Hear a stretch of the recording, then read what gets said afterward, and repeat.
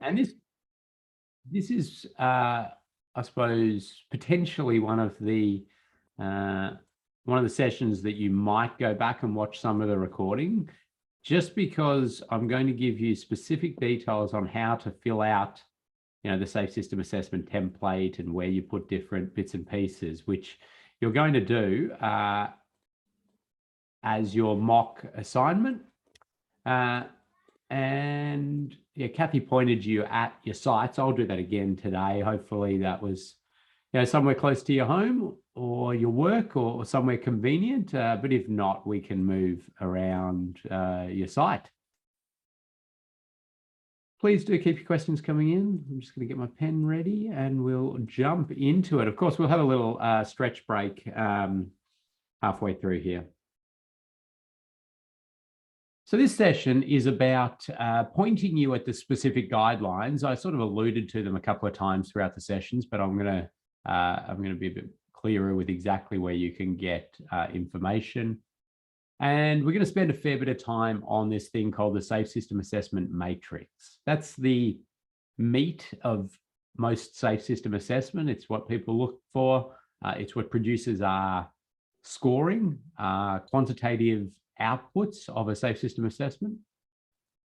We'll look at the report structure and what should be in a report, although a couple of jurisdictions, a couple of governments have made your life easy there by producing templates that we can use for safe system assessment reports. And I will provide you with a template that you'll be able to use.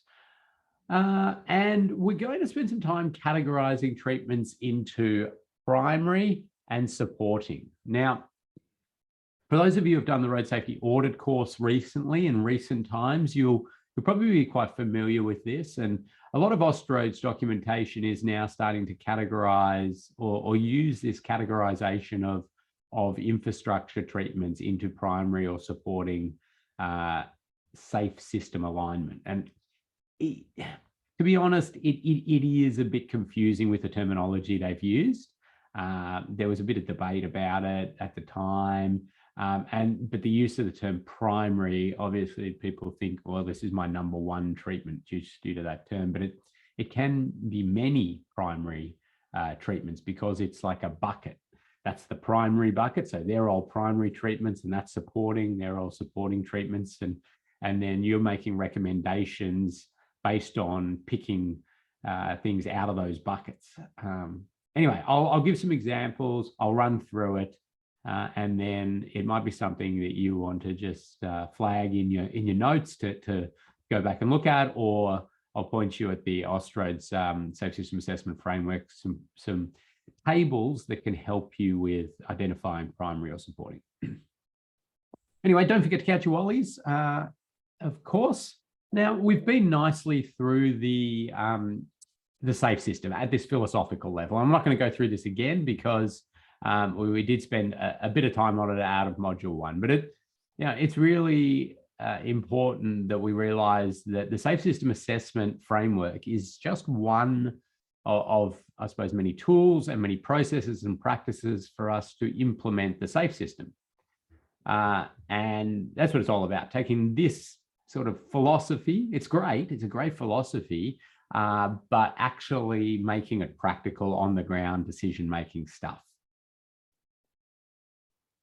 And it's sort of boiled down a lot to us thinking around exposure, likelihood, and severity, and multiplying those out. We've done really well in analyzing this. You're probably sick of hearing exposure, likelihood, severity. I just have to keep hammering it home in this course because you'll see in this session that is exactly what we have to quantify. Severity, really aligning with a lot of safe system principles in the sense of energy management, acknowledging human failure and the like, but absolutely not ignoring trying to stop crashes happening in the first place by reducing the likelihood of crashes, and thinking about exposure in its own entity. So we can think about lessening the amount of people exposed to crashes at locations. And that opens up quite a variety of things that we can be looking at beyond traditional infrastructure. It even, gives you the ability to think about mode choice, and trying to encourage people onto other modes of transport, so there's less exposure in terms of the number of, I suppose, vehicles going through an area and those sorts of things. But setting it as its own isolated entity in this risk formula is I suppose it's quite a neat thing to do. And in that severity, we've really had a good look at the injury curves. You saw these ones that were put up, but this is, again, the one you're going to be probably using as your sort of first way to calibrate some scoring. Okay, I really do stress this part. Professional judgment required. These are just, indications. You've got to think about other crash types. You've got to think about the specifics of the scenario and the context you're in. But generally, this should help you to be able to calibrate your scoring. So make sure you remember this one when you get to that point of saying, oh, I wonder what score I should give severity here. Come back to this as a starting point. Really important slide, that one. And there's more tables and more data out there, and it continues to be produced in research reports, and it's good stuff, and it just helps you paint that picture and get a bit more clarity around that. So I popped a couple of other ones in there, and there's another one. So these are in this module notes, the PDF, which you can get out of the learning management system, of course, and that will help you as you want to put some scores down for the severity of crashes. But all right, let's get into this. How do we actually do this safe system assessment? We couldn't have started with this point. I mean, some of you are probably going, well, why don't we just start with how to do a safe system assessment? You can't do a safe system assessment without having some grounding in the safe system philosophy and have some grounding in what aligns well and doesn't align well with safe system principles, and being able to categorize things into exposure and likelihood and severity. It just doesn't work. So we sort of had to build to this point. And in reality, you could have just read all the words of the Austrade Safe System Assessment Framework. You would have had a lot of questions, no doubt. However, it does take you through this process. It's an Austrade's document. It was produced in 2016, late 2016. I was on the working group for this one. It was project managed by Colin Brodie, a New Zealander that many of you will know. And there was a variety of contributing authors and lots of people sort of having input to it. But the thing was that nobody had really done these safe system assessments. Myself and a colleague were doing a thing we called safe system audits back in the day. And they took some of our methodology and they integrated into this. There was a couple of others doing sort of different risk assessment methodologies of infrastructure that we're integrated in. But really it was sort of put down as a theoretical, this is how you could do it. And then they played it out with some scenarios and the like. But from that, once it's been people started to use it and get really into it, there was some things that people discovered that could be done a little bit better. And I'll talk about those. But in here, we understand that safe system assessments, you really understand the objective of your assessment. Why are you doing this assessment? What's the scale of the assessment? What's the depth of the assessment? Okay, because this is a very scalable methodology. You could do a safe system assessment on a very small infrastructure change. You could do it on a policy decision. You could do it on a program of works. You could do it on an entire remote community. In theory, you could do it on an entire city, although that would be the most massive exercise ever. But there is huge scalability in this. And then you're really into the project context, and there's information about the project context in here. And we talked a bit about the reason why we really need to understand the context of projects before we get into assessing. And it's really not about what we're going to say about the alignment of that project with safe system principles, but it's more about what do we recommend they change? How do we make this better? How do we make this better aligned with safe system principles and save more lives and serious injuries? Then we're into the matrix, the safe system assessment matrix, and that's our meat there. And you can see it: exposure, likelihood, severity. You talk about some other elements of the safe system or pillars. I don't like the term pillars because it gives an image of silos. The road user, the vehicles, the speeds, and they are complex interacting elements of a system. Somebody did counter my dislike of pillars by saying, no. Pillars are very different to silos. I mean, pillars hold up something, and you need all your pillars to hold it up. And so if one breaks, I was like, it's a good counter argument. So I'm more accepting of pillars than I used to be, but I say elements. But anyway, so we do some thinking around those other areas of the safe system, those other elements.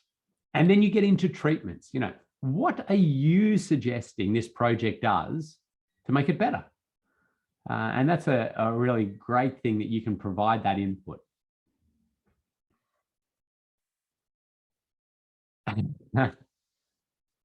Charles has made me laugh with a comment, so he's going to get a prize. He's asked whether we would need some sort of safety cushion system around a pillar for no doubt energy management. So Charles, to get me laughing in the morning, you can have a prize there. So we do get into these treatments, and I'll talk to you about that. Since the release of the Austrade Safe System Assessment Framework, it was slow to get traction, but a lot of people now are out there doing safe system assessments, and across Australia and New Zealand, we're seeing it is a really emerging methodology. Road safety audits have been around a long time. A lot of people doing those. They still provide excellent value. However, safe system assessments are now recognised as a really nice way early in a project to get in there and inject some real, safe system thinking. And after a lot of those were done, a couple of jurisdictions said, well, this Austrade document is good, but we need to clarify a few things. We need to correct a few things. We need to adjust and provide our own supplementary guidance. And jurisdictions do this a lot. Austrade releases a guideline or a document, and then a jurisdiction will say, well, we like most of that. There's a few things that we're not so happy with and we don't want to implement, or we do want to do differently. And so they issue some supplementary guidance.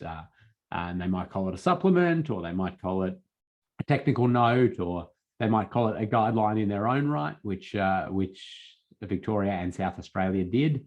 And so these documents now provide a little more clarity and a few additions to that. So the Austrade document, these two documents are in the learning management system in the resource area, so you'll be able to jump into those.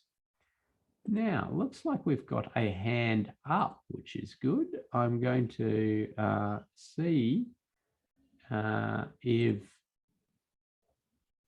Peter wants to talk. So you've got the ability to talk there, Peter, if that was what you wanted to do. No, you're trying to just put your hand down now? It's fine.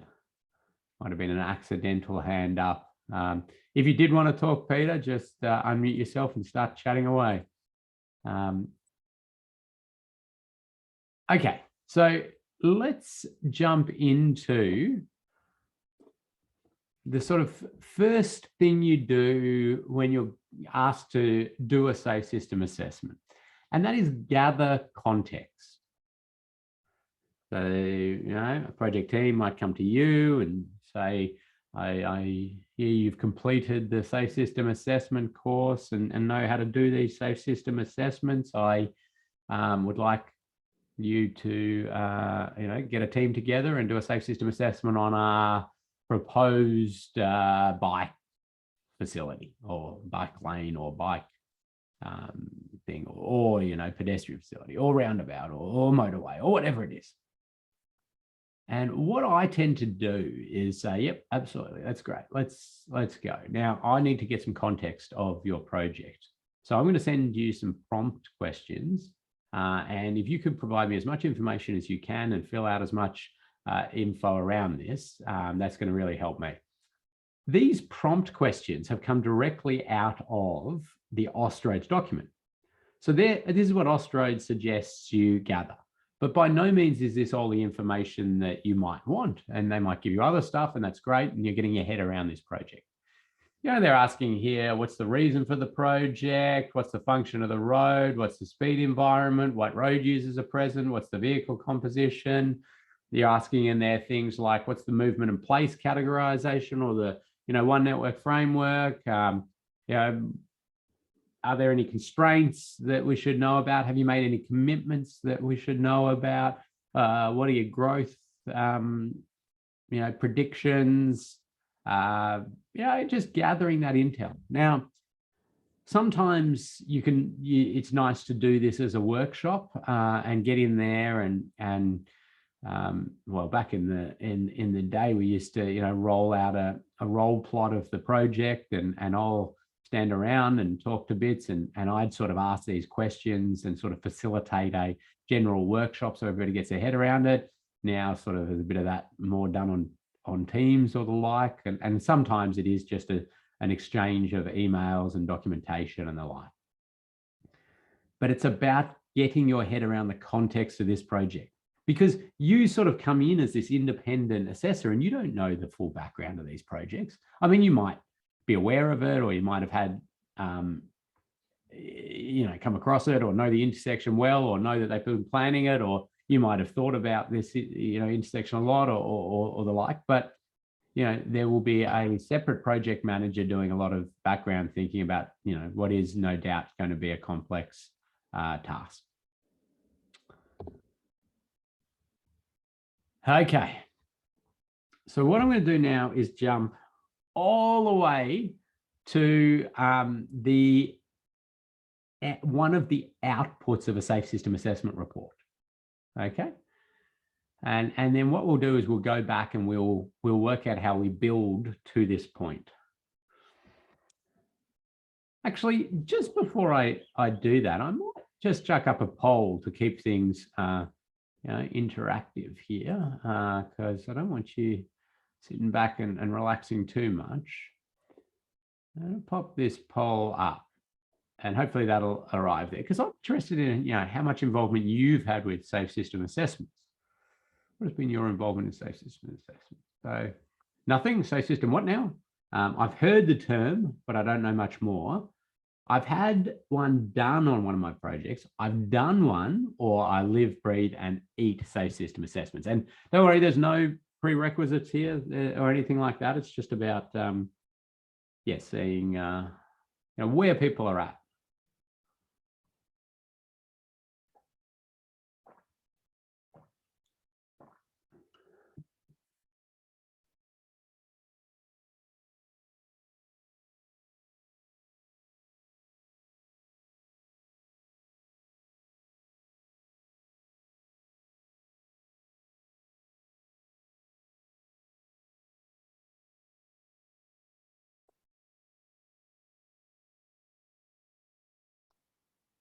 Okay.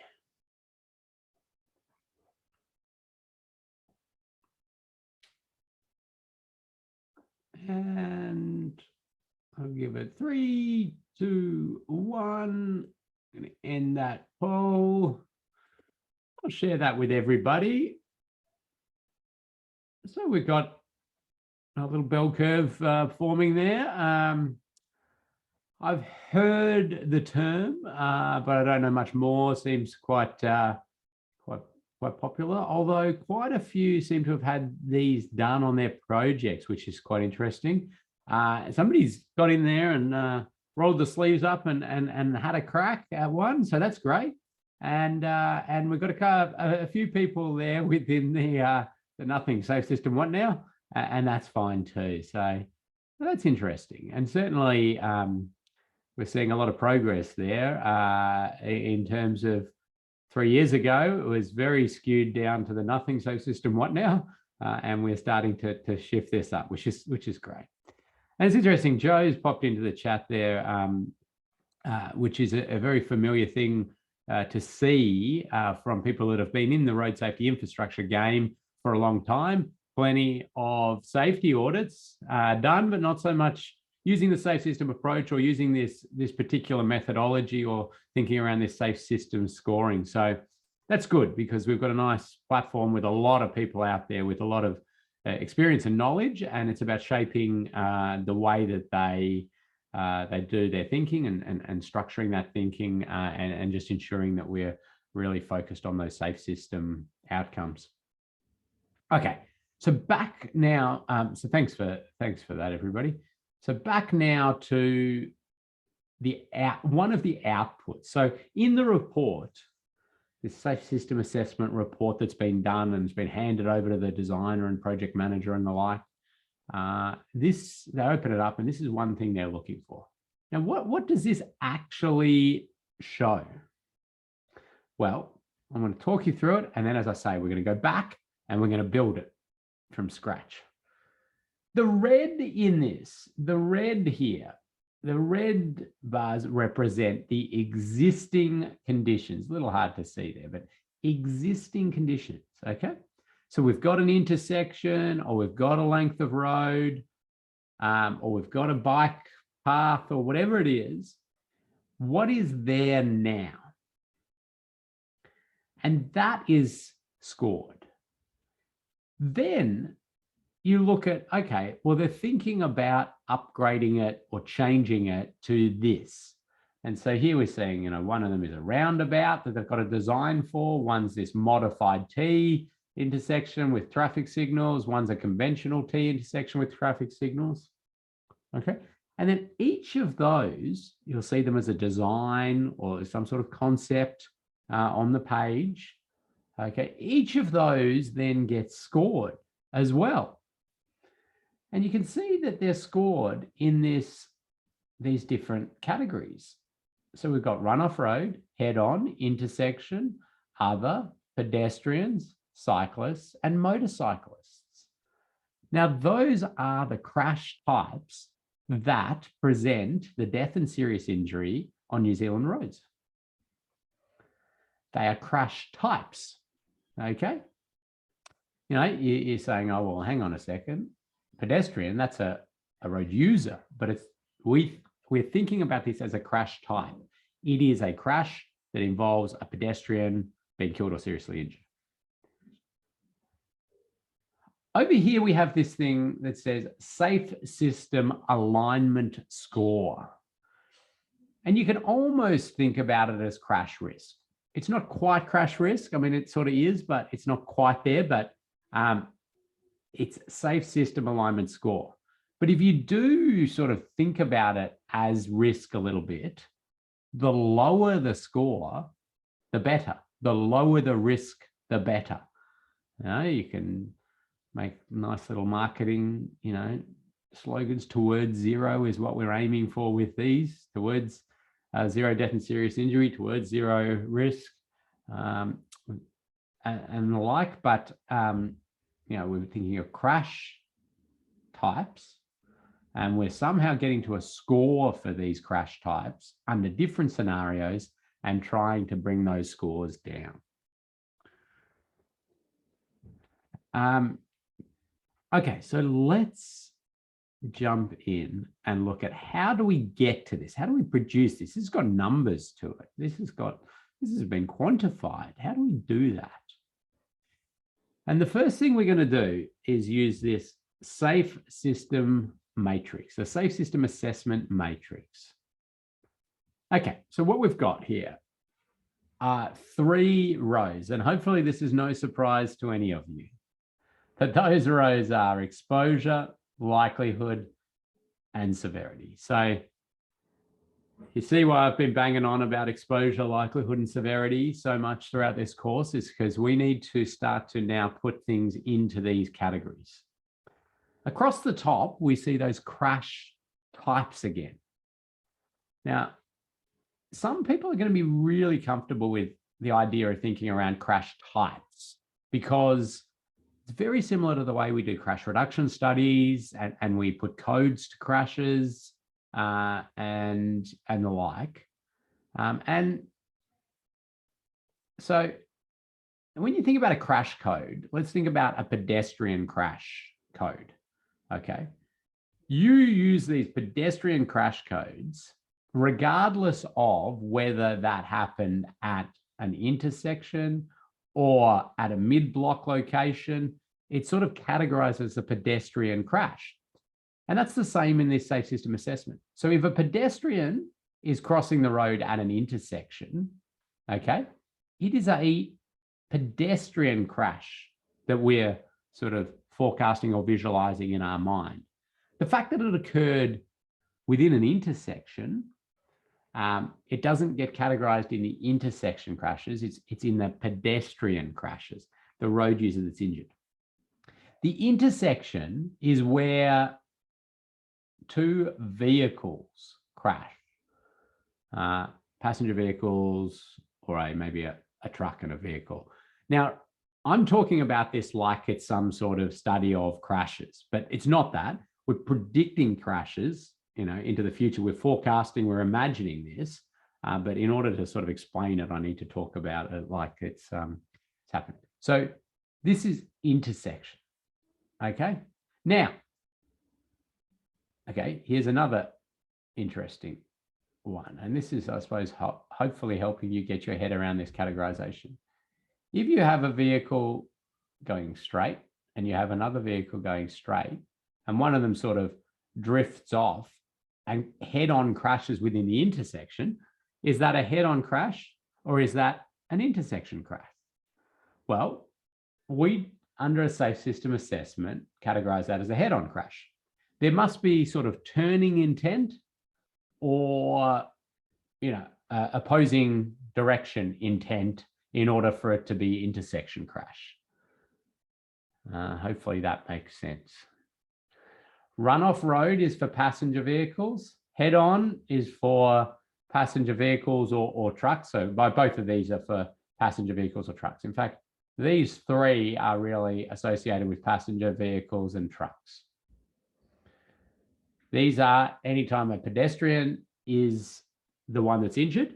And pedestrians, we're talking about not just people walking, but people in wheelchairs, people on low-powered scooters and the like. So you're sort of thinking about everything the road rules would categorize as a pedestrian. Cyclists, anytime the cyclist is the one that's injured, and motorcyclists the same. Now you notice I haven't mentioned this other category yet. Well, the other category is a very flexible category for us to think about because it's there with the purpose of letting you put in anything that you do not believe is covered in the other one sufficiently.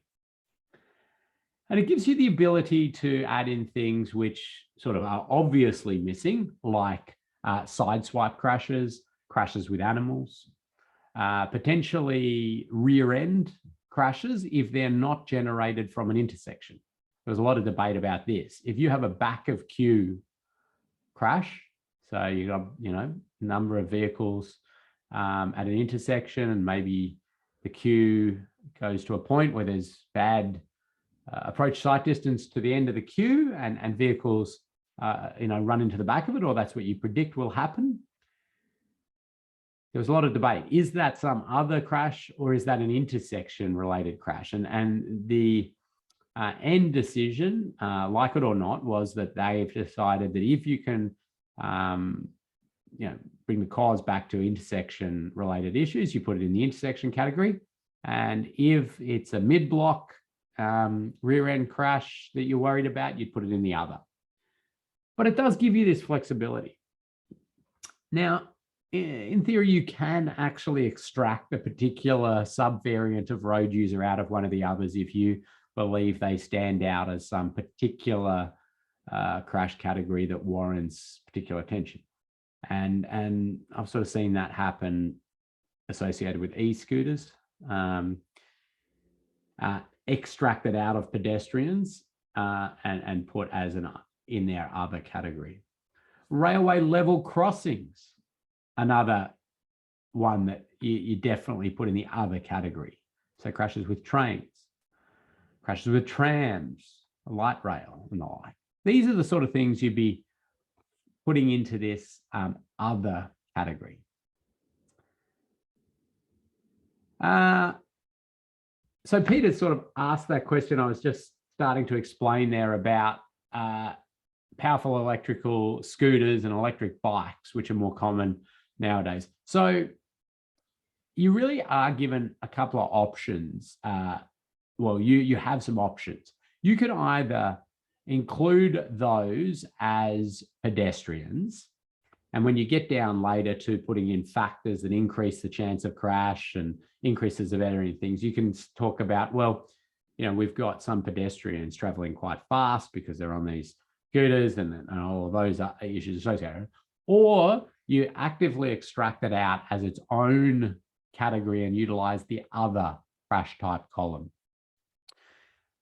Probably wouldn't do that as much for electric bikes. I would put electric bikes, e-bikes, into the cyclist category, cyclist crash category, and I would be more just utilizing the likelihood alterations and adjusting my scoring associated with that. Just because I think that there's enough similarity with an e-bike to a normal bike in terms of us, you know, the speeds are a bit higher, but generally it's got a lot of similar characteristics compared to pedestrian versus e-scooter. Now, you know, that's just my sort of take on it. You have some flexibility in how you attack this safe system assessment and categorize things. So I'll let you sort of do that. So Mark's got a question in there. So how would you categorize a vehicle that crosses the center line having lost control on a curve resulting in a head-on? Excellent question. Excellent question. So that would be categorized in the head-on, because that's very much how we would, you know, code that crash if we were to ever see that it is a head-on crash. Now, how it sort of started was certainly a loss of control, and you might think, well, it's kind of run-off road, isn't it? Well, no, run-off road is where you leave the carriageway and strike objects in the roadside. Now, interestingly, like, you can come up with infinite scenarios and just practice where you'd categorize them. I mean, you can have a scenario where you have a vehicle that, you know, so you've got a bus stop there and you've got lots of pedestrians that wait at the bus stop, and a vehicle sort of comes around here, loses control, and it takes out the whole bus stop. Again, this is what you've imagined. You go, oh, that bus stop's on the outside of a curve. The speeds are high. I'm not even sure that it's, you know, the super elevation is good there. I'm worried about the vehicles leaving control, the vehicle leaving control and hitting that bus stop, and with potentially pedestrians there. You would categorize that in pedestrian crashes, right? Unless you're also concerned about the vehicle occupants being injured as well. If you're worried about the run-off road striking all the pedestrians and the injury that might occur to the driver, then you would categorize it in both run-off road and pedestrian. Okay, so think about the outcome, the road users that are going to be injured, and that can help you categorize. Hopefully that starts to get that clear in your mind. but I'll show you some examples and things as we go. Take a break in about 20 minutes. I do want to continue working my way through this matrix because there's quite a lot to cover, and I'm going to sort of stick to this. But please keep those questions coming in to try and get clarity around this. Okay, so we've got exposure, we've got likelihood, severity, we've got crash types across the top, and that gives us a grid, a matrix, a table. Okay, and so each of the cells of this table or matrix, as we call it, then we need to start adding information into.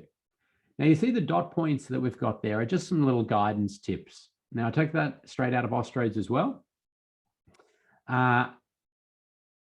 And well, it's actually took it straight out of the Victorian guidance because it slightly tweaked some of the Ostrode's particular dot points, but that's not. Okay, exposure. And it says here, let's start with a runoff road. AADT, annual average daily traffic. That's what we're looking at. Now we want to put a number in this cell.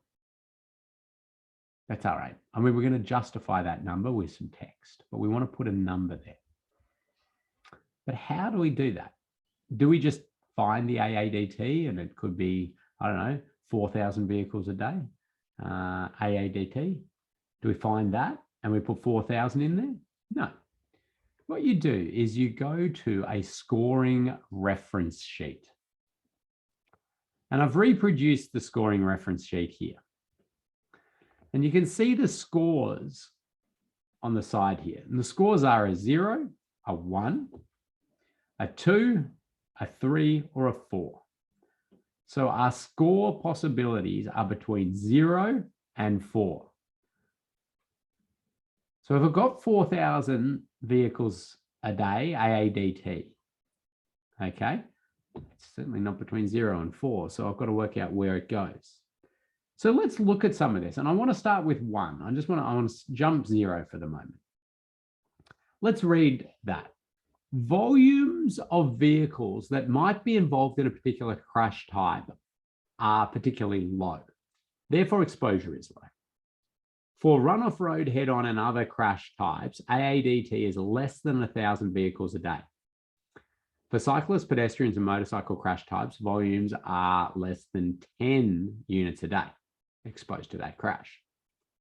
Okay, so now we've got an AADT and we're starting to see some bands where we can put this. Now, I was using a 4,000 vehicle a day road, so it's not less than 1,000. So let's go up and we'll see if it fits in the next category. We'll see if it fits in a 2. Okay, volume of vehicles that might be involved in a particular crash type are moderate. Therefore, exposure is moderate. For runoff road head-on crash types, AADT is between 1,000 and 5,000. Okay. So that's for passenger vehicle / trucks for runoff road head-on and other crash type. Okay. For pedestrians and cyclists for that one, between 10 and 50 units a day. Let's just for reference see what a 3 is. Okay, that's between 5,000 and 10,000 or between 50 and 100. And a 4 is greater than 10,000 or greater than 100. Okay, so let's go back here. And we'll say, okay, well, we said 4,000 vehicles a day. And we looked at our scoring reference sheet and we said, well, that corresponds to a score of 2, doesn't it? So we come back here and we say, we got, 4,000 vehicles a day. And so the score is a 2.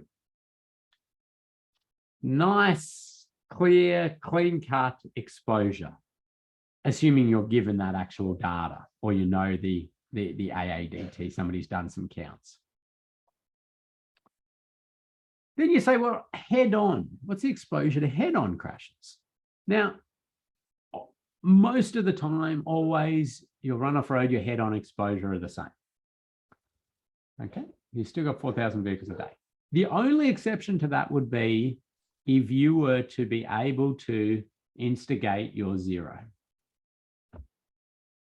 Let's have a read of 0 for exposure. There is no exposure to a certain crash type. That, I mean, there is no side flow, no intersecting road, no cyclists, no pedestrians, or no motorcyclists. Now, for head-on, you would do that only by if you had like physically separated with barrier systems, probably rigid, strong barrier systems separating your carriageways. Okay. If it was a median, with some curbing, no, that's still head-on crash potential because people can, transverse that, easily get across that median and crash. Now, it's less likely if you've got an actual physical median there, but no, the elimination of it from an exposure perspective would really involve some really physical separation. I get to head-on crash 0 on things like motorways where it's a concrete, high test level barrier, completely separated. And I go, you know what? There's no chance a vehicle is going to get across this. It's not going to breach the barrier system. We've eliminated head-on crash potential. Then I would put a 0 in there. But, even if I had a big, wide 10-meter grass median strip, I'm still putting the exposure to head-on as 2. Okay, you might go, but, big.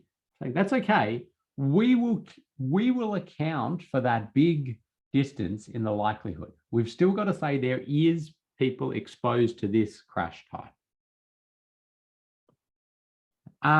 Now, I'll just have a look at a couple of comments coming in here. Interesting that pedestrian and cyclist volumes are so low for the high scoring. It is interesting. And that's one thing people keep looking at. So far, everybody seems to say, well, we're going to continue to stick to it. And you will see pedestrian, cyclists and motorcyclists come out as very high scores in your safe system assessment. I don't think that's a bad thing. I think it forces people to look very seriously at the road users, which sometimes in the past have been a bit of an afterthought or an annoyance in road projects. So maybe the pendulum is starting to swing the other way. I don't think pendulums turn, do they? Pendulum's starting to swing the other way. And the next one is question is, so for a flexible barrier system, the exposure wouldn't be 0 for head-on crashes. Great question. And I would not do that. I wouldn't put a 0 necessarily. Yeah, most situations I would still put head-on crash potential as what it is, as what your AADT is. So it'd come out as a 2. You would see then that the likelihood and the severity are going to account for the amazing road safety advantages you can take from that system. Anyway.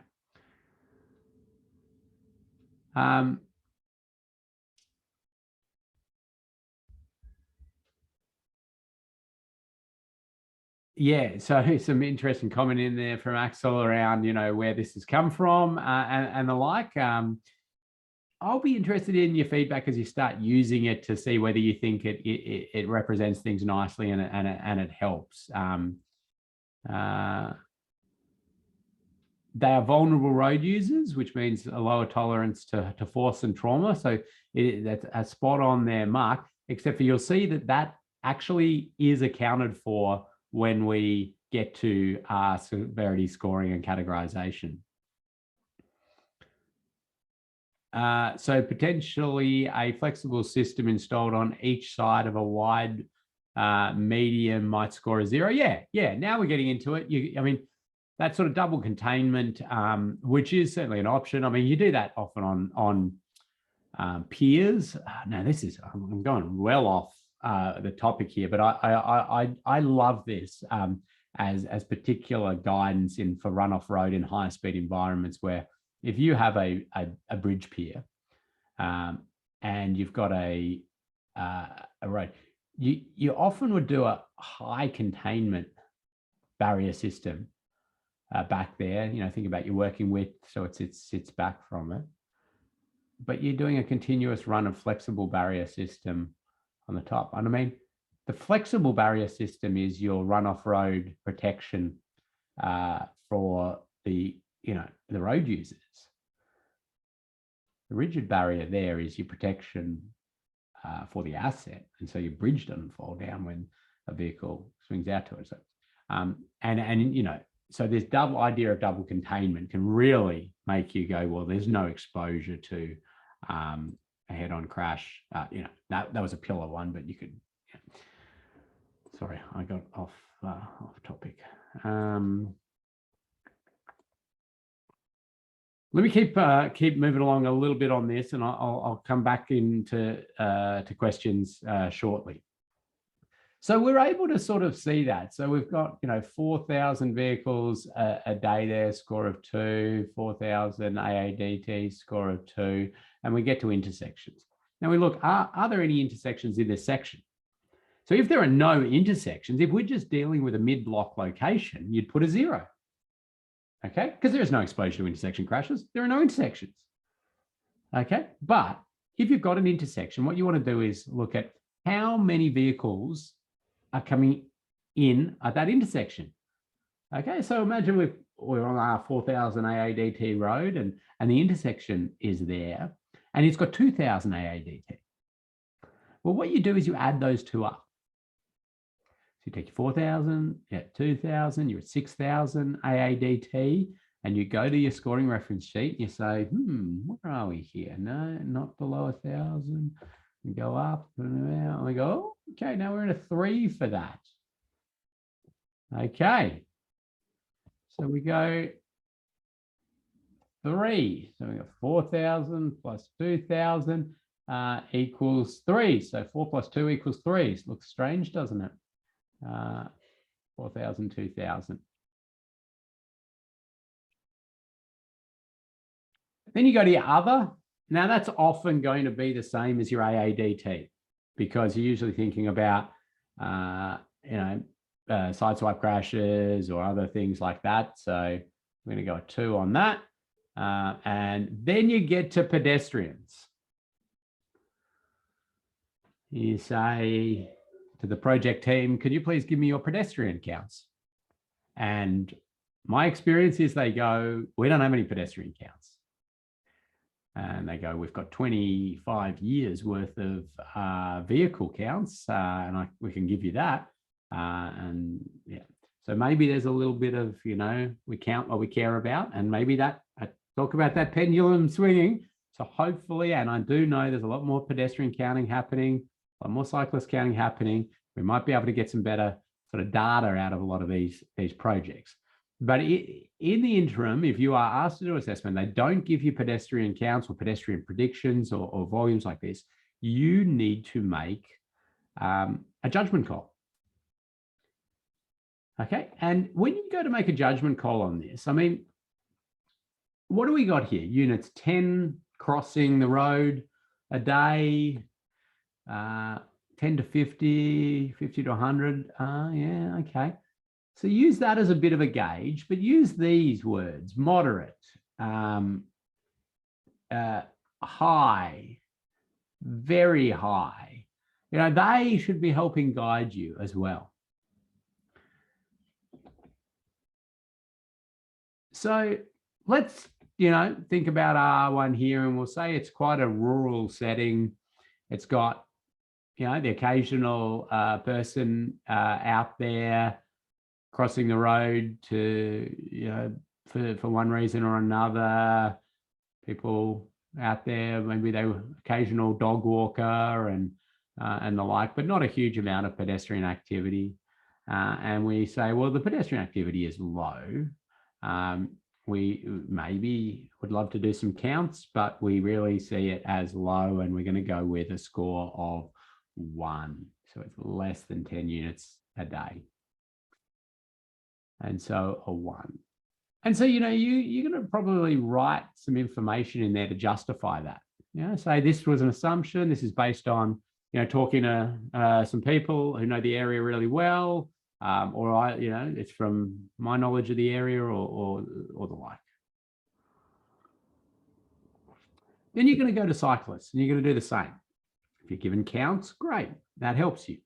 If not, you're going to get in there and you're going to write some information and you're going to make your call. Now, interesting with cyclists, and I'm giving now this hypothetical scenario of this fairly rural environment, and you've got very few cyclists. Sometimes they come in big waves, right? You've got your Saturday morning or your Sunday morning pack riders that go through this area. So how do you account for that? It's very sporadic.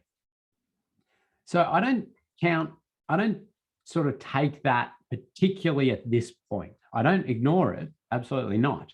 But I don't take that and sway, the whole assessment based on that, because I say I'll point this out and address it in the next step, which are qualitative questions and commentary. Still gets you to recommendation, but it's a slightly different to this particular assessment methodology.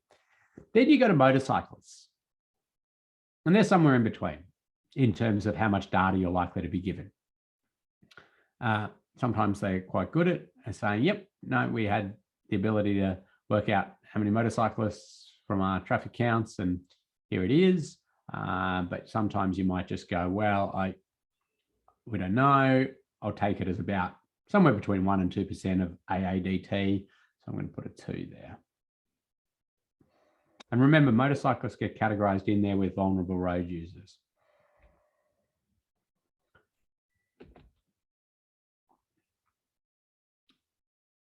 Okay, so maybe, yeah, you're right. Some justification. Assumed 1% of AADT because it's not known as a particularly, popular motorcycle route or anything like that. It's just, motorcyclists in the commuter stream or other, and 1% of AADT we all take as motorcyclists.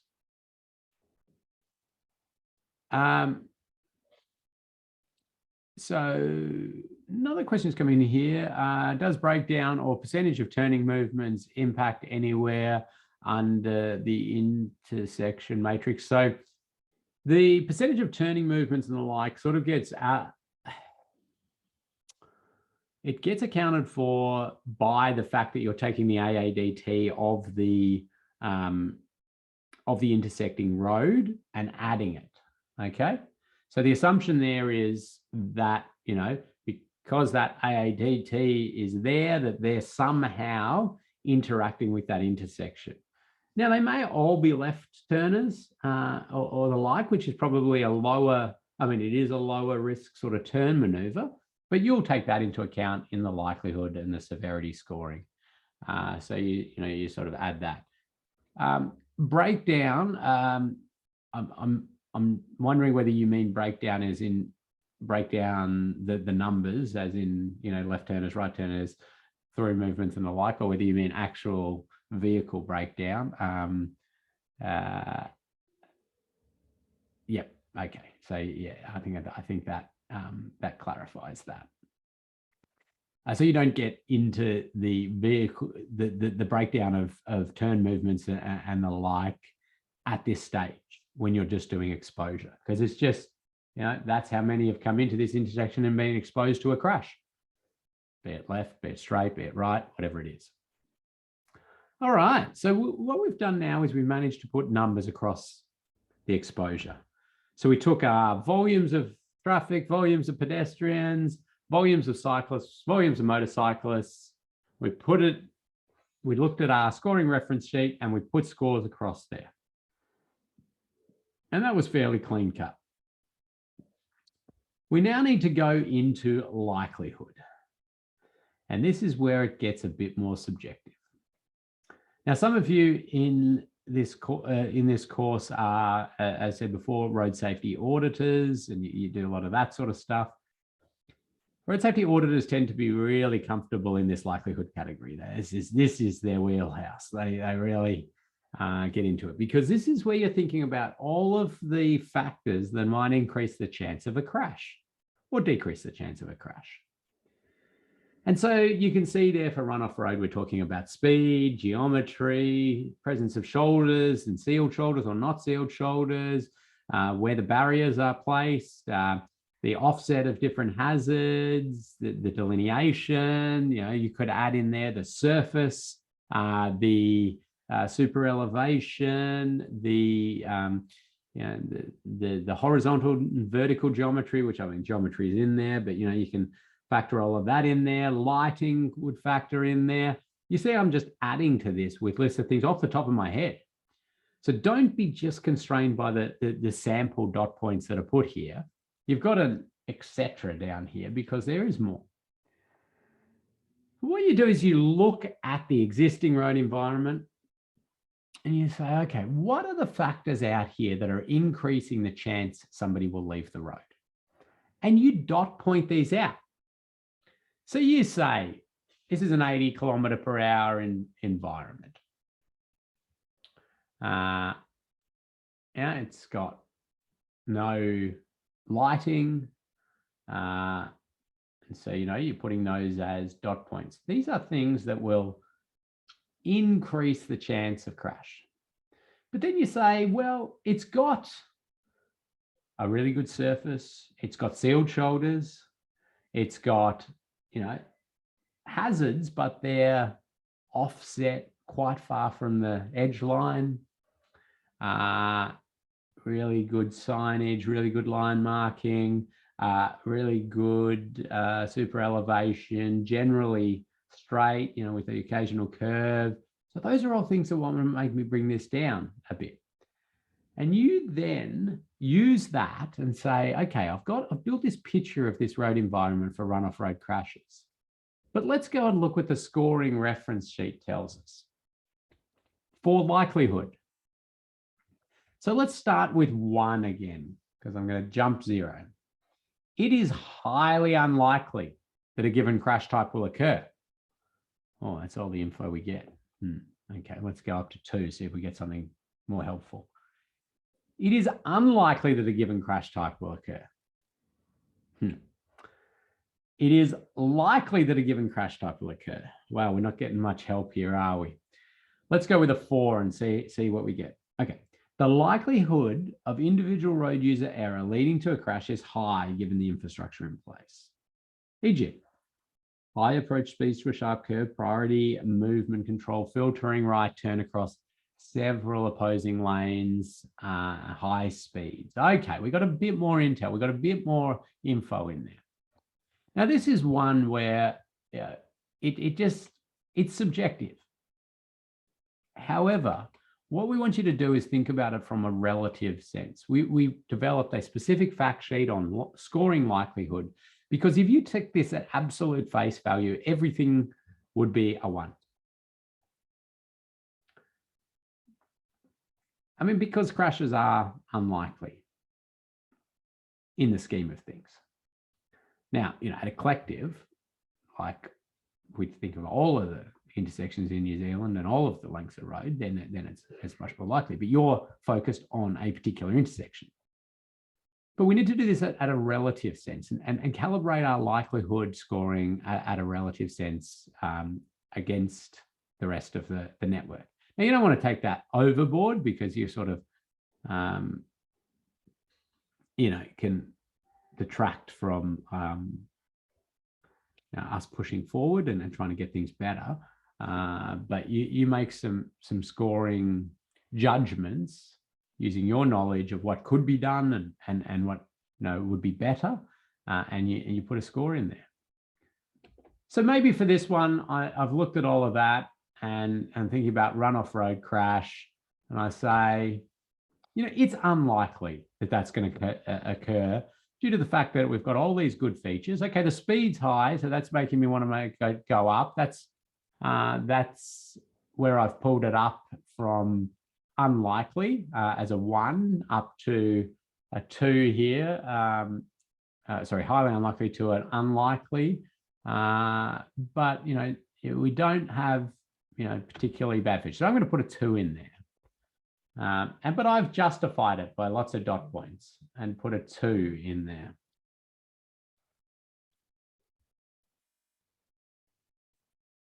So you do the same then for head-on, and you dot point things out. Now, the head-on and the run-off road are going to be fairly similar in terms of the factors influencing speed, geometry, but you're going to have, what's the separation? Is there a wide center line? Is there a wire rope safety barrier system in there? And you haven't said, okay, I'm going to go a 0 on exposure. So immediately that wire rope safety barrier system, you go, well, the chance of head-on crash, is very, very low, isn't it? Because I've got a wire rope safety barrier system here. For a head-on crash to occur, somebody needs to breach that system. We need a large vehicle to go through it. We need somebody to vault it, or whatever you're thinking about. So in that scenario, you'd be putting maybe a 1 or even a 0.5. Now, all the guidance document, well, the Austrates doesn't even deal with the idea of putting a decimal place in. The Victorian and South Australian guidance needed to address that, because immediately people started going to decimal places and then multiple decimal places. And then we had like scores of, 1.649. And you're like, no, ooh, wow, we just ran this off a cliff, because this is a broad brush risk assessment methodology, not an absolute precision tool to assess risk. So calibrated it back and said, you try to stick to whole numbers, but if you absolutely can't, we'll let you use a 0.5. No more precision than that. So let's go with a 0.5 just for fun, because we've got a wire rope safety barrier down the middle. Okay, so then we look at intersection, and you're thinking about, well, what are the factors that are going to influence intersection crash, the likelihood of it?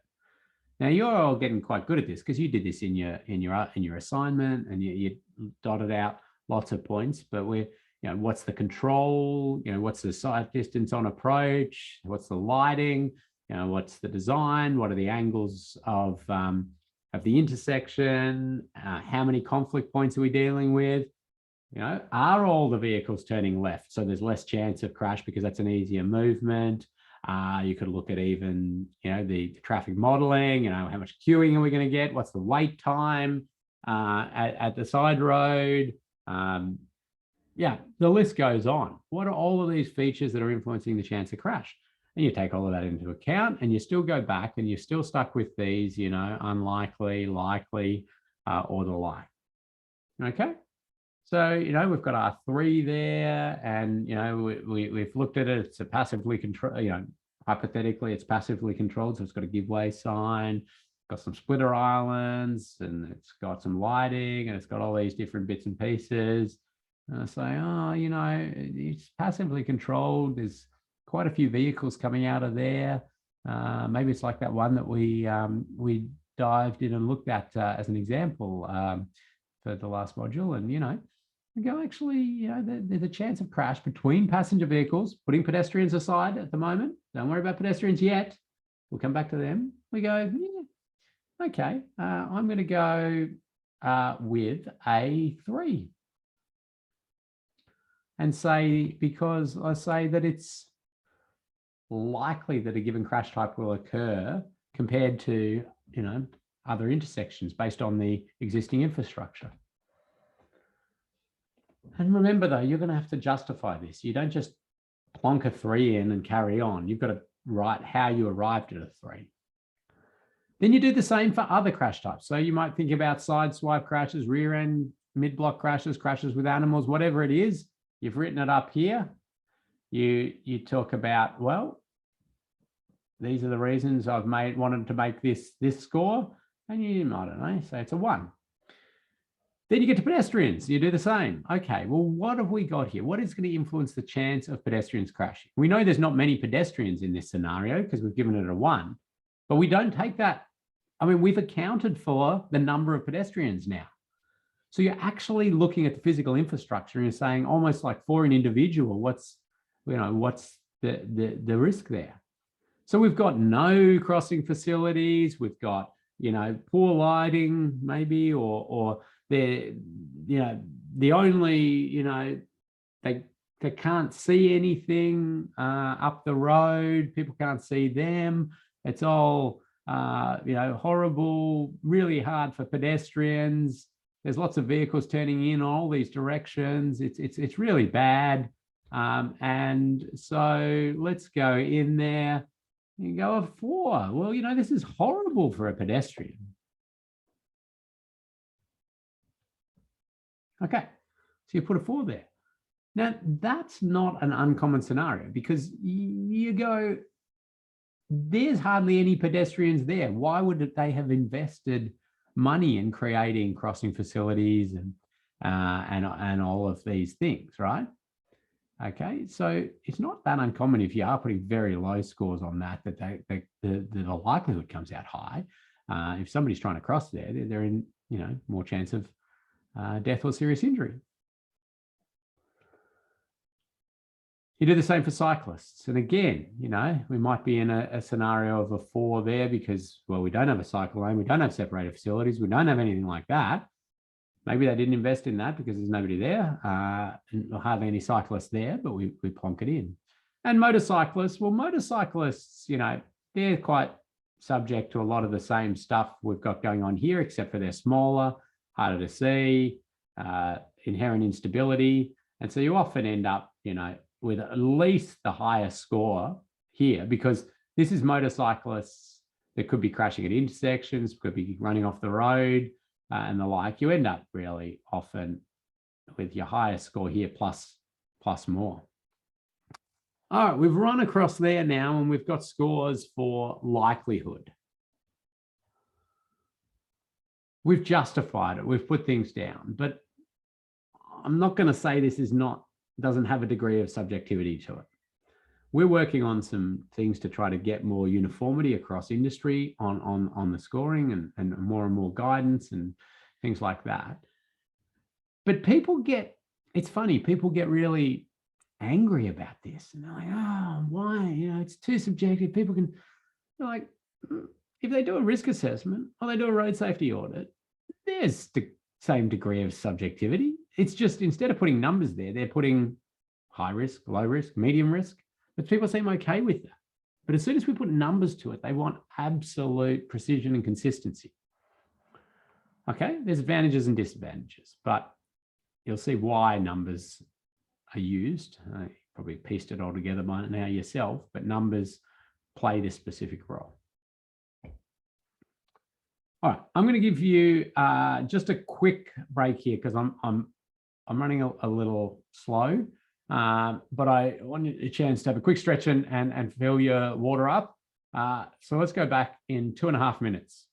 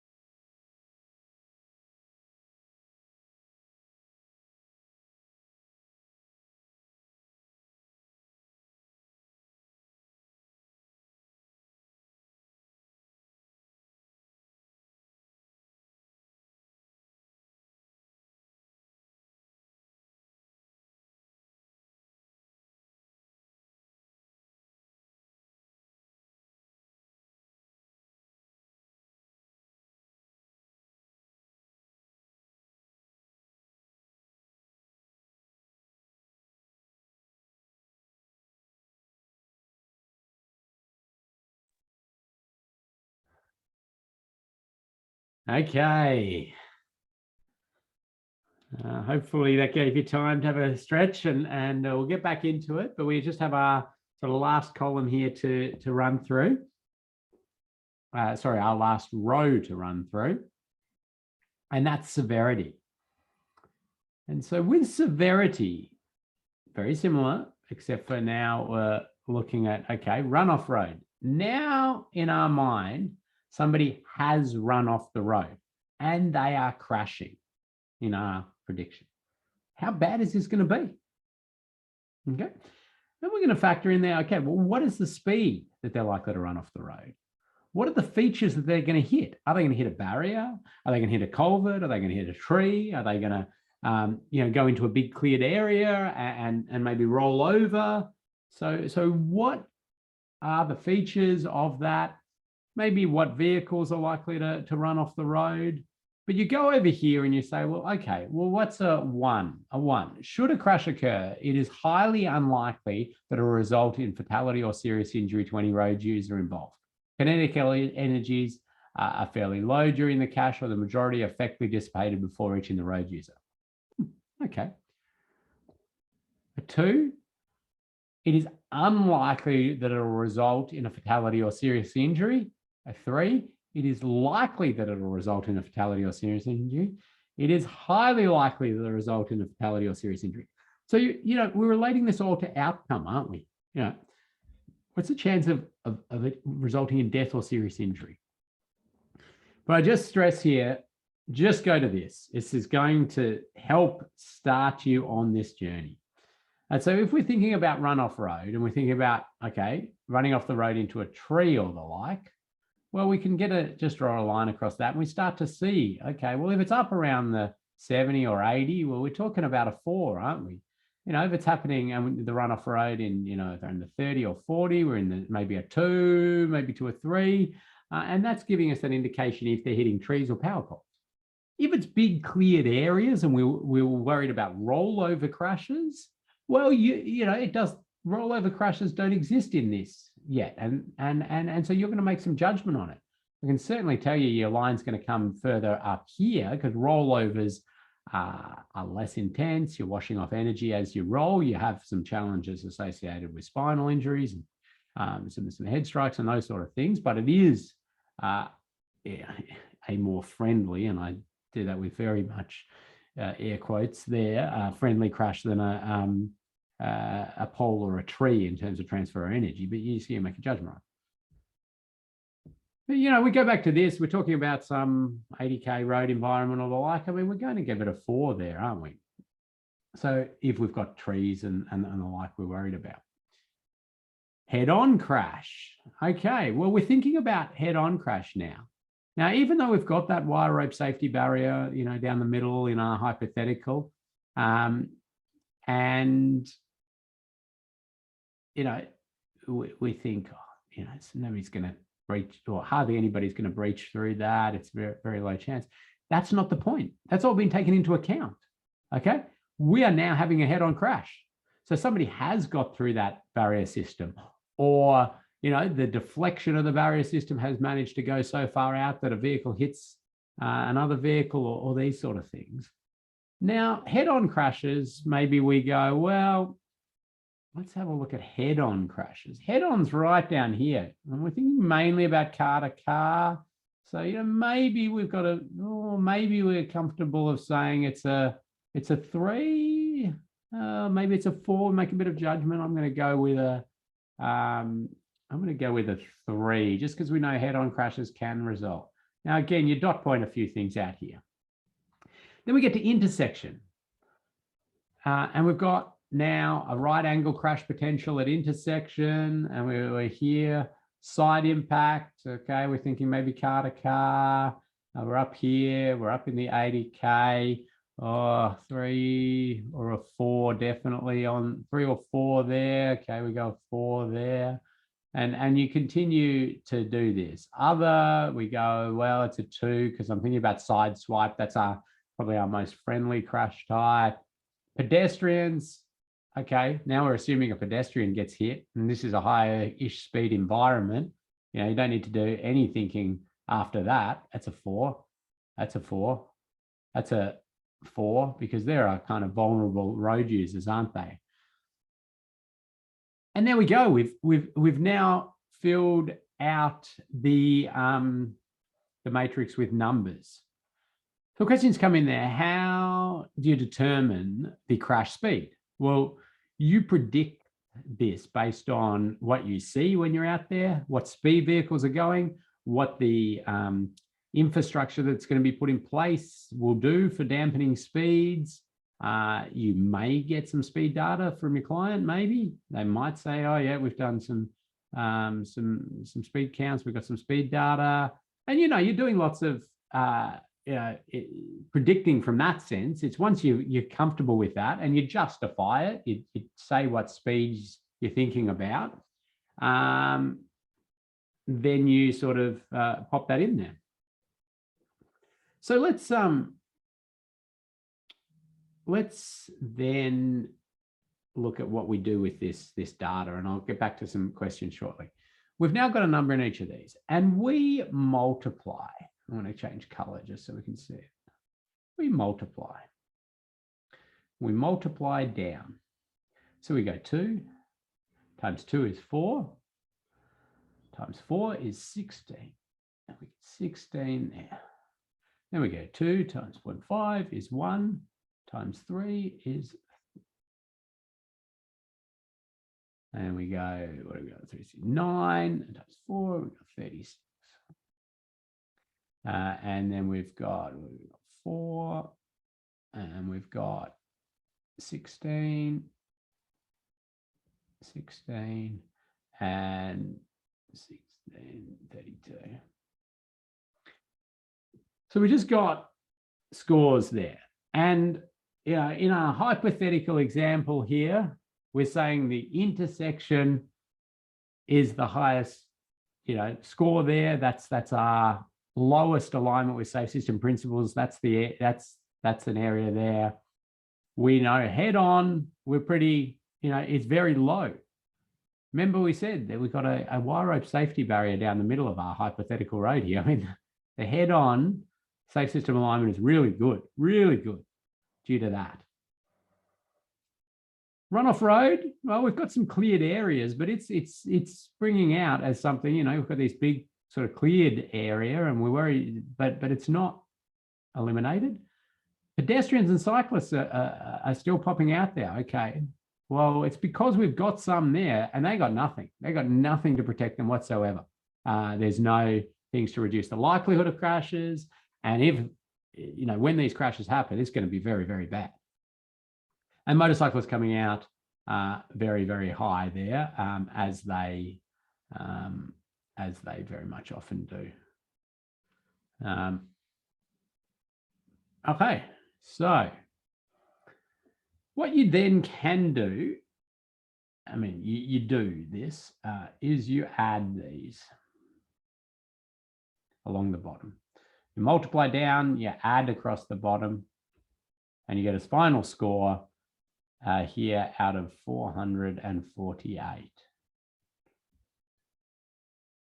Score of 0 would be perfect alignment with safe systems principles. Score of 448 would be our worst alignment with safe system principles. Your projects will sit somewhere in between. Okay, Peter's asked a question in here. In an urban environment with a 50 km/h speed, there is always a possibility of speeding vehicles doing 100. Do we allow for this behavior in the assessment?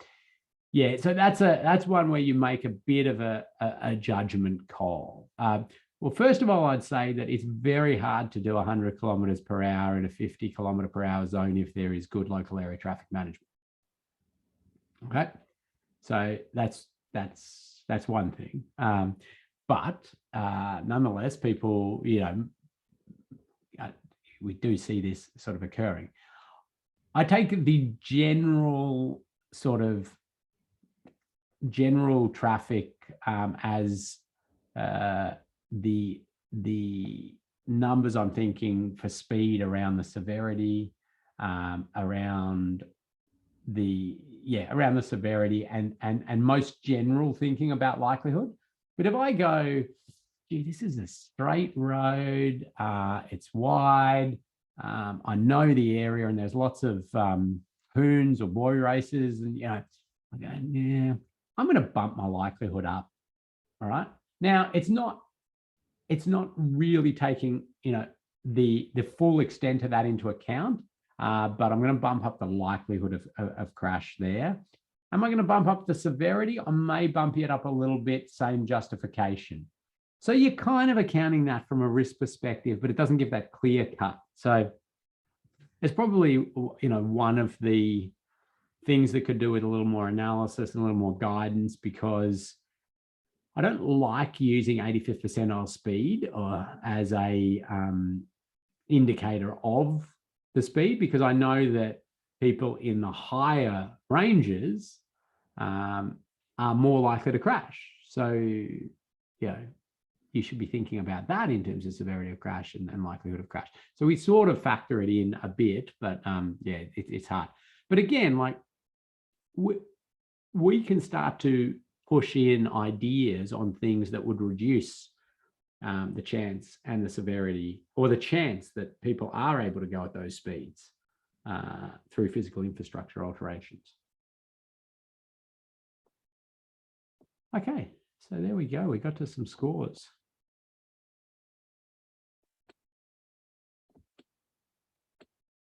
Now, here's an example of a matrix. Now, don't worry about reading this, but I want you to see that there is some words in there. There's words in there. It's not just a number. And you've got, these are factors that increase the likelihood. These are factors that decrease the likelihood. And here's the score that came out. Increase, decrease, and ... You dot all point out this, and you flesh out this matrix, and you've got a score for the existing conditions. What is there now? Then you've got the design, and I've come up with this design for a roundabout. Okay, here's our intersection, and we're looking at the existing conditions. We've filled that out, and we can see there it's a passively controlled intersection. It's a footpath over there. It's got some guideposts. It's sort of windy downhill, and that's what we see. There's some other views of it. Okay, it's got lighting. That's interesting. It's got an edge line. The surface looks okay. There's a bit of a big drainage structure thing there on the side you could run off the road into. There's not much sealed shoulder. Okay, but then they've come up with an idea. Let's put a roundabout at that location. Okay, and there's what they've come up with, this concept. That's how it could work. Okay.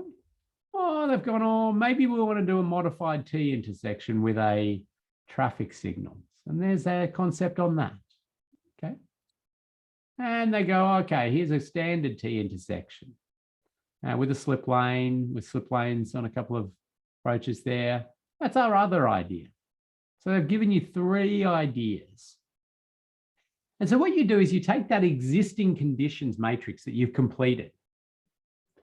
You copy that whole thing, all the words, all the numbers, everything. You copy the whole table and you paste it. And then you modify it for the roundabout design. So I popped a roundabout there so we know we're talking about the roundabout design. By modifying it, so you cross parts out. You go, well, when they build this roundabout and it's completed and it's operating, that's no longer relevant. That's no longer relevant. That's no longer relevant. That's no longer relevant. Okay, but these new ones have come into play. So I put them in red. And I changed the score and I put that in red. And you go through and you do this. You cross that out, add that, because you're assessing the roundabout. Oh, that's not relevant anymore. Okay, that's been added. This is there. I'm going to change that score. I'm going to change that score. And you go through and you do that. Then once you've done that one, you go and you get the existing conditions again. You go back and you copy this again and you paste it and then you adapt it for the modified T with traffic signals. All right. Well, in this case, that one's out and this new thing's come in and this is gone and this new thing's come in and I'm changing this score. I'm changing that score. Then you grab the existing conditions and you do it again for the T intersection. And if they give you 10 options, you do 10 of these. They give you 100 options, you do 100 of these. Mostly you get 1 or 2. And then what you're able to do is produce some overall scoring, if that's what you want. And you say, well, this has been analysed. The existing conditions gave us a score of 118.5 out of 448. If you build the roundabout as per your concept there, we believe it will go down to a 90. If you do the modified T, it'll go down to 99. And if you do the T intersection, it'll go to 105. What does that say? It says doing anything there that you propose is going to make things better. Nothing is going to be perfect alignment with safe system principles. The roundabout seems to overall perform the best. And you could present that however you want. If you want to present it like that, that's all fine. But then this brings us back to where we started. And you're able to say, okay, based on their concepts and what we looked at, we can see where we're getting this. And we know that the roundabout was performing overall best, run off road, head on, intersection, and the like. But it's making things worse for cyclists. Okay, so we need to then think, okay, well, we should do something about that if they're going to pursue this roundabout option. Or maybe they're going the traffic signal option and we say, well, we're worried about the run off road. I mean, you're not doing anything. It's still there. It's sitting there. So these are the ways that you're able to, work through this and make meaningful assessments out of this. So you get this information and that's what people should be looking through. But you don't stop there. You've now got to this point. You've got scores. You know what's driving these scores, what's creating this change. And you're able to start to make recommendations to bring all of these down. So you say, okay, if you're going to build the roundabout, we suggest you create separated bike facilities around it. Maybe some raised priority crossings around it for bikes. And each time you make a recommendation like that, you've got to try to categorize it into primary or supporting. This becomes a little challenging, but primary treatments are a bucket of treatments and ideas that virtually eliminate the potential for fatal and serious injury crashes occurring associated with foreseeable crash types, in particular crash type you're interested in. Supporting treatments, they're not expected to virtually eliminate fatal or serious injury crashes occurring. But they do improve road safety. And they don't change the ability of one of these primary treatments to come in. Now, a little tip is that primary treatments have got to be things that start to bring our speed and energy down, or completely separate the facility. You cannot have a primary treatment that is just relying on alert drivers seeing the signals or giving them extra warning about the signals or the like. That's not primary. Okay, we've got to think about getting that energy down. Now, Austroads in the Safe System Assessment Framework document has lists and lists and categorizes them, primary and supporting. So you can get your feel for that. But certainly like a raised bike facility around that roundabout is going to tick the primary box. Okay, raised priority, well designed. We're in primary category. We virtually eliminate cyclist crashes at that intersection with that treatment. Okay. Supporting would be things like, sharrows or these sort of things where we know they can provide some benefit, but they're not a step change, are they? They're not a real substantial. This is really going to step us through that. Okay, and I'm sort of rushing a little bit here because I need time to show you your assignment. The next thing you do, or sometimes you do this earlier on, and it's up to you, but in a full safe system assessment, you're going to ask these qualitative questions. You're not putting scores to this. You're just putting dot points, thinking, ideas, and they go into other elements of the safe system: road users, vehicles, post-crash care. Really, speed and infrastructure has already been nutted out in the matrix. But road users, are road users likely to be alert and compliant? Are there factors that might influence this? What is the expected compliance and enforcement levels? Alcohol, drugs, road rules, driving hours. What's the likelihood of driver fatigue? You know, is this in the middle of nowhere, or is this in a built-up area? Can enforcement of these activities be conducted safely? Are special road users present? Elderly, children, on-road activity? Is there distraction by environmental factors? These are all in there to prompt your thinking, to make you go, oh, okay, I'm going to think about that. You might write in there, not applicable, can't think of anything, don't know of anything. That's fine. At least you've gone through a little bit of that thinking. All right. Or you might, come up with something. You might have some chats with the highway patrol, say, oh, what are your issues in this area? We're thinking of doing continuous barrier systems. Is that going to cause trouble for enforcement activities? They say, yeah, that we usually have, a alcohol and drug detection bus here and a number plate recognition vehicle in this sort of area. We won't have room to do that. We can't do that because our protocols say it's not safe to do that. And you go, okay, well, let's take that away and think about what we can do with that in suggestions to this project team.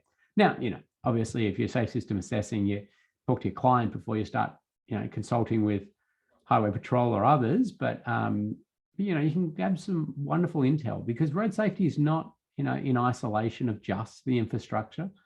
We've got to think about all of these activities, enforcement, and other things we can influence road user behaviour.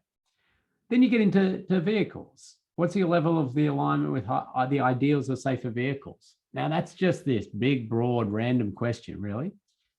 Unless you're doing an assessment of a mine site or a remote community, and then you're really analysing their fleet and what are the safety features in their fleet and things like that.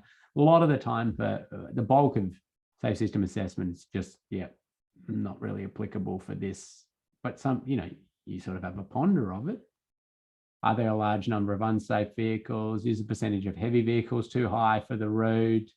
Are there resources to detect non-roadworthy, overloaded, unregistered vehicles? Can enforcement of these activities be conducted safely? Has vehicle breakdown been catered for? Now you're thinking, about that. You're just putting dot points, thoughts, and information down there. And then we get into post-crash care. Are there issues that might influence safe and efficient post-crash care in the event of a severe injury? Congestion, access, stopping space. That one really plays out in motorways the most. Do emergency medical services operate as efficiently and rapidly as possible?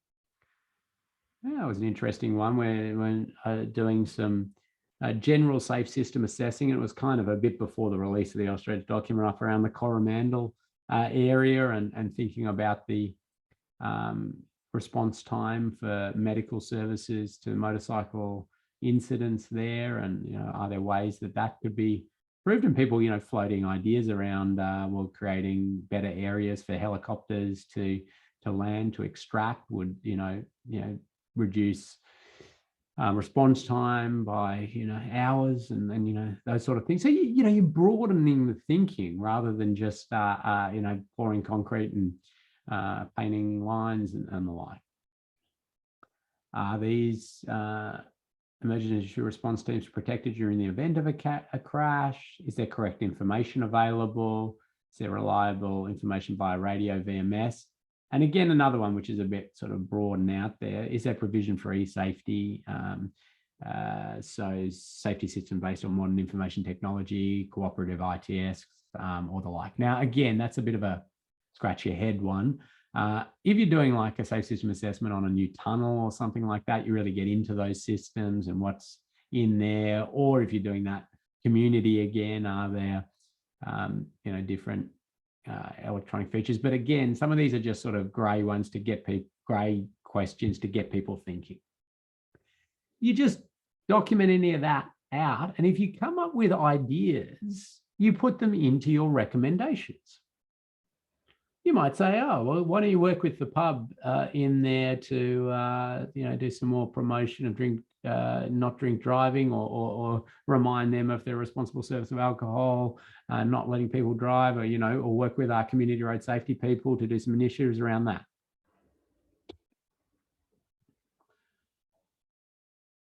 And then you write a report. And I don't need to go into the list of what you should put into a report, because I'm going to give you a template from, well, I'll give you the Victorian government one, and they say, here's our template. Please feel free to rebrand it yourself. Just use the same headings and fill out the same information so we're all consistent with this. And we're going to give you that, and we're going to get you to use it for your safe system assessment. And I'm going to take you through this live and show you exactly where that is in our last 15 minutes. And pop any questions you got in now. But like the other one, anywhere that's highlighted yellow is what you're going to have to be doing. But I'll take you through that in a second. Before I jump out of this and go into the learning management system, we are asking you to go to your site. Actually go out there. Why do we ask you to do that? Because that's an important part of a safe system assessment, is to see the site, see how it operates, imagine the future with this design built, and how does it tie into the existing road, and where are pedestrians crossing, and what are cyclists doing, and where are people, what are the desire lines, and the like. So we want you to do that. We want you to get out there, but we need you to do that safely. We've risk assessed all your sites to ensure that they are low risk sites from that perspective. We're not sending you out to motorways and those sorts of things.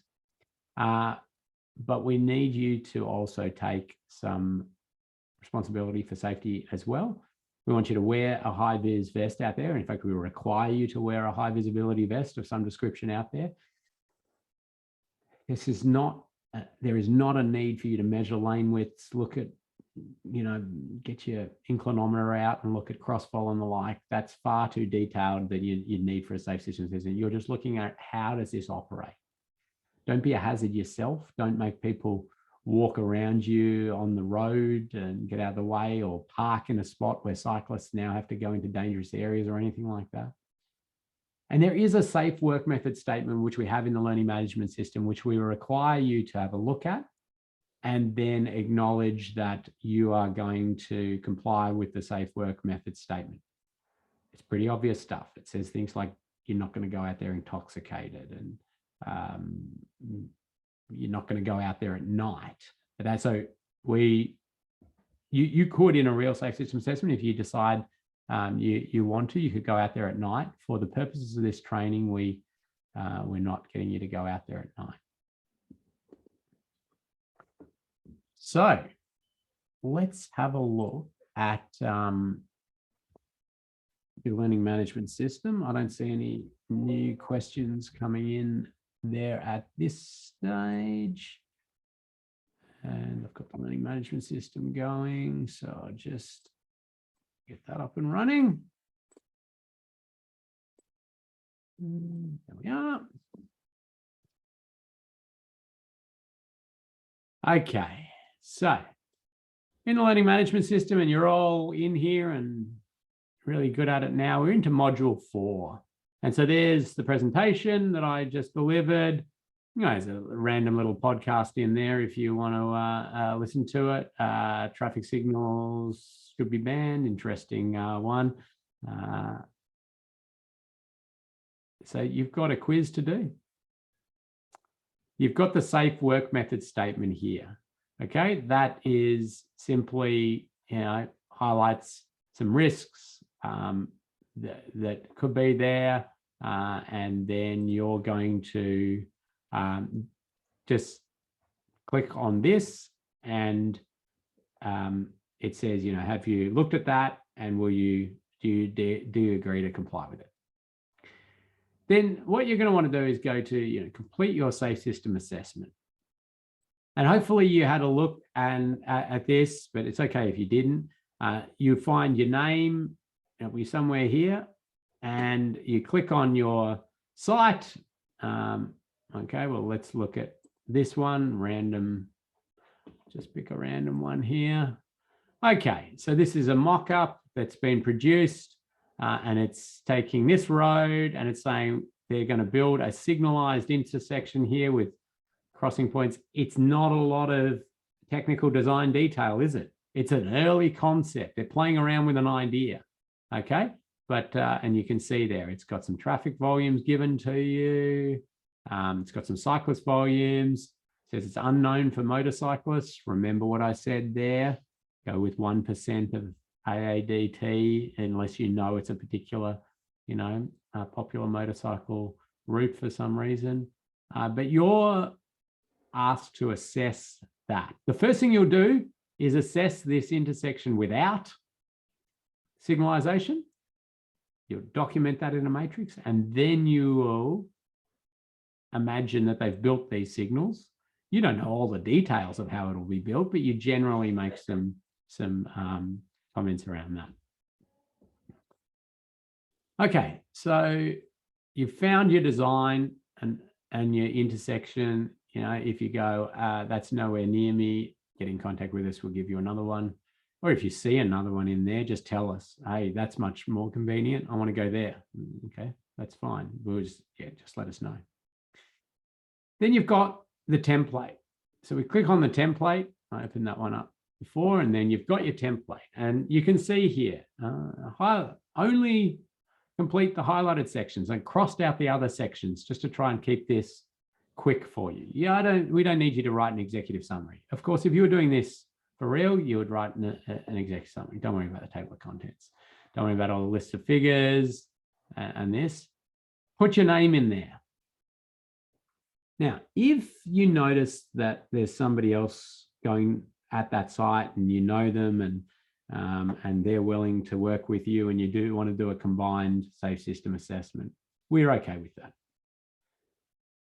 We just need you to put in both names. If you're going to submit a report that's identical and you both worked on it, put both names as the team. Okay? I don't want to see one and then an identical one and then only one person saying one person worked on it. Tell us both of those. Don't worry about any of this stuff. Proposed works. Okay. You are going to put a snip of your site, design, pop in what the speed limit is. So this is where you provide a bit of background about the project. Don't give us lots of, detailed information, pages and pages and the like. You may want to do a bit more in a real one, but we just want you to remember that you provide some background and a bit of that there. Then this you tend to do at the end, the assessment summary, because you can't write, what the summary has told you, what the assessment has told you until you've done the assessment, and you can't put the final scores in, and you can't actually create a graph until you've done it. So let's go to this safe system assessment matrix. And can you see there? We want you to do this for the existing conditions.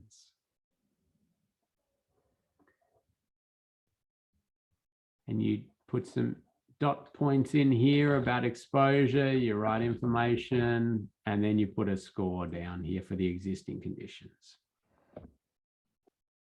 More information and a score down here. Whatever it is, no, get to as well. Then you put factors that increase the likelihood. You put factor, and some factors in here, and off you go. And you put a score in existing conditions. You do that. You fill all of that out for existing conditions.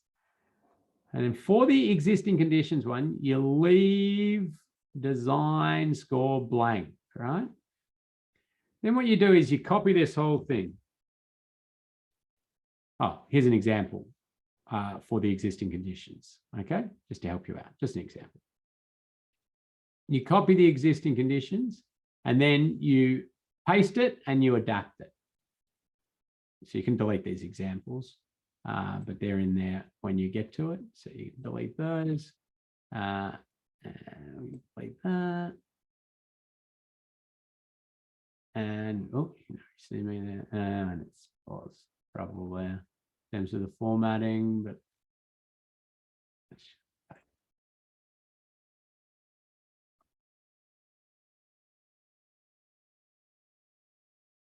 and then you adapt it. You simply just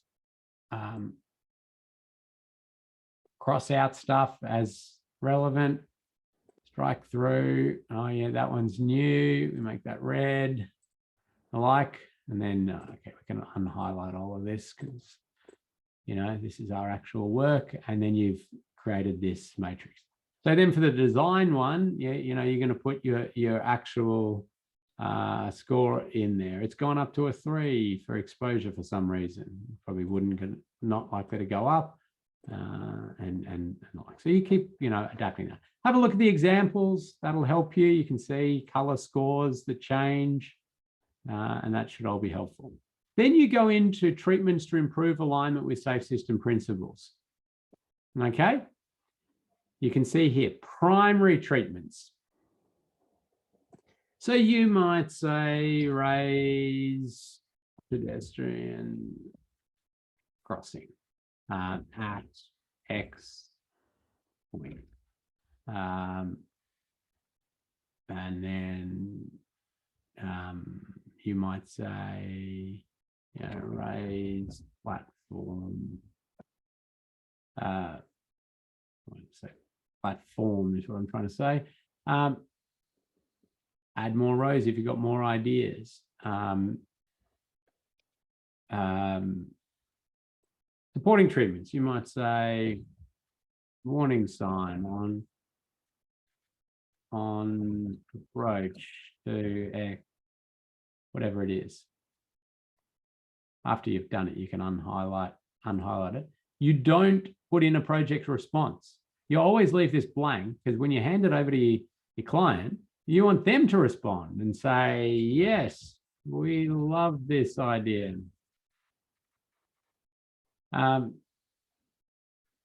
Or they say, no, we can't do that for these reasons, but instead we'll do this other thing. Well, whatever their, you know, response is. So you put in your ideas into primary or supporting, and this is for changes to that design. So we saw the design, they're planning a signalized intersection, and you say, well, I want you to actually, you know, raise the intersection. Or, you know, when you get to considering the signal phasing, make it a fully controlled right turn. Well, that's a supporting treatment. I mean, we know that's a really good thing to do. It's not going to eliminate death and serious injury in that right turn against style crash, but it's a good thing to do. Flesh this out with a little bit more than I'm doing here. Don't worry about writing a conclusion. And then the only thing we want in terms of a photo is one photo of you on site. There's my example, wearing your high vis vest. And that is for us to be able to say, yes, everybody that has completed our course has, you know, done a mock safe system assessment, went to site, because that's part of gathering intel and information and seeing things and looking at it through this light. And yes, we can say that they did do that. So then you finish all of that off, clean it up, make it all look a bit better than this does, PDF it and upload it. But sorry, I should have said, you know, after you've done those matrices, you can write a little bit of information here, put in your finals, you know, scores, there, 220, 100, design option 1, and then you create a graph. Now you can do that in Excel yourself, or as you'll see in here, we've given you this graph generator tool. You know, didn't need to be a rocket science to make this, but a scientist to make this, but it's just saving you time. So we go 4, 2, 1, 4, 14, 4, 1. You know, and it'll populate that for you. And then you just can go to that. And sorry, I was looking at the roundabout there. You can take a nice snip of that and you can plonk that in here,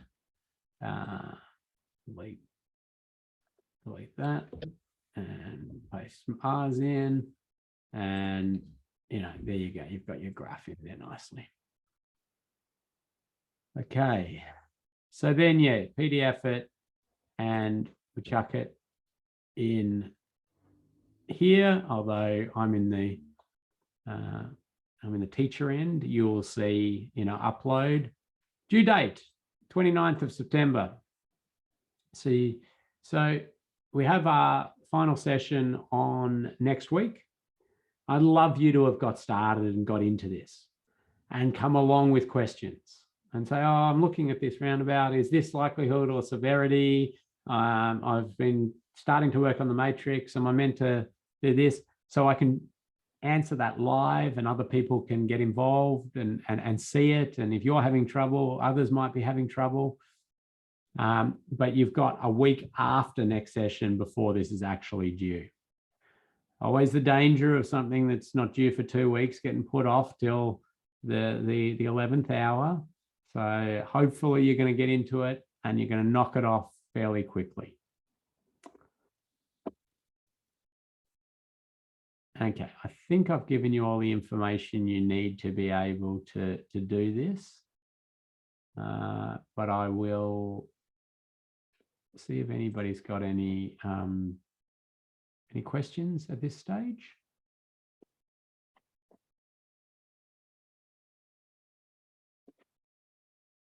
No, it's looking like people are happy.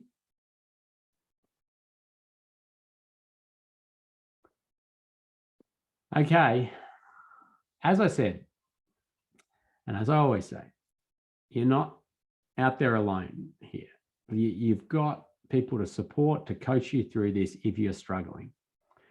Okay, so if you start to get into this and you go, or even now, if you're going, I'm overwhelmed here, I don't know really what I'm doing.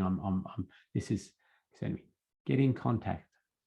Shoot me an email, either myself or one of my colleagues who are very experienced safe system assessors, will jump on a Zoom call with you, answer your questions, help you out. If you get into it and you go, I don't understand this. What am I meant to do here? Shoot us an email. Let's have a chat with it. Let's ensure that you're comfortable with this and you can do it and you can meaningfully put something down there. So yeah, keep in contact. One more thing. These sites and the designs, occasionally some of them are real designs that we've been able to grab from a council website or a Wakatahi, out for public consultation or something like that.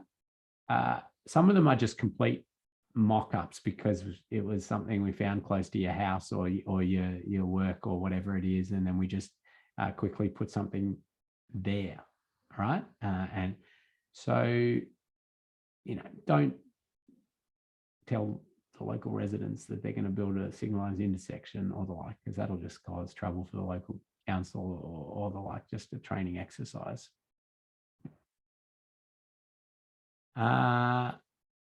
Okay. Yep, so some people who are seeing if others want to work with them, letting others if you're on their network or the like, I think is good practice there. But it sounds like everybody's good.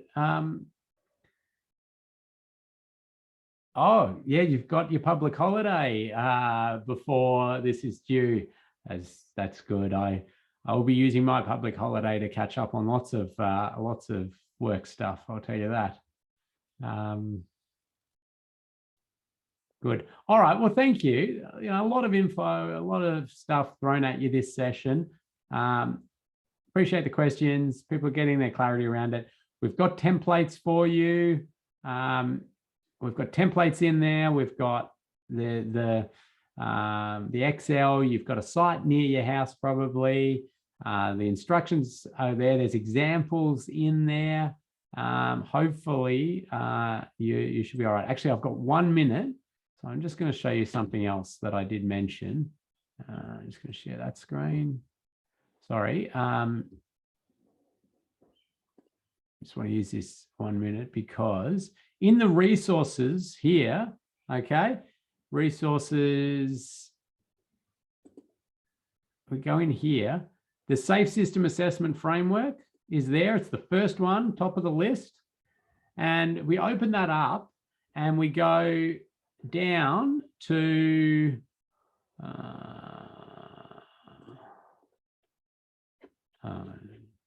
get to it, sorry.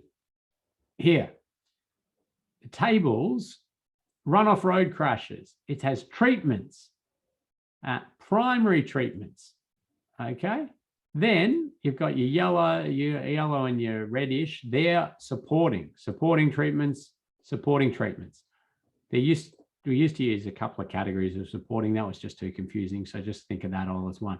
It even tells you whether it influences severity or likelihood or exposure. So you've got runoff road crashes. Then you've got head-on crashes, primary, supporting ones. Intersection, primary, supporting. Other, pedestrians, cyclists, motorcyclists. By no means does it cover everything, but it's a few there that help you calibrate your thinking. What is exposure? What is likelihood? What is severity? Okay. Thank you. Good luck with your assessments. Get into it. Knock it off. Hopefully it won't take you a huge amount of time. Just get in there, put your information down, and enjoy it. It's a fun exercise. But keep in contact if you've got any questions. Thanks, everyone. See you in a week's time.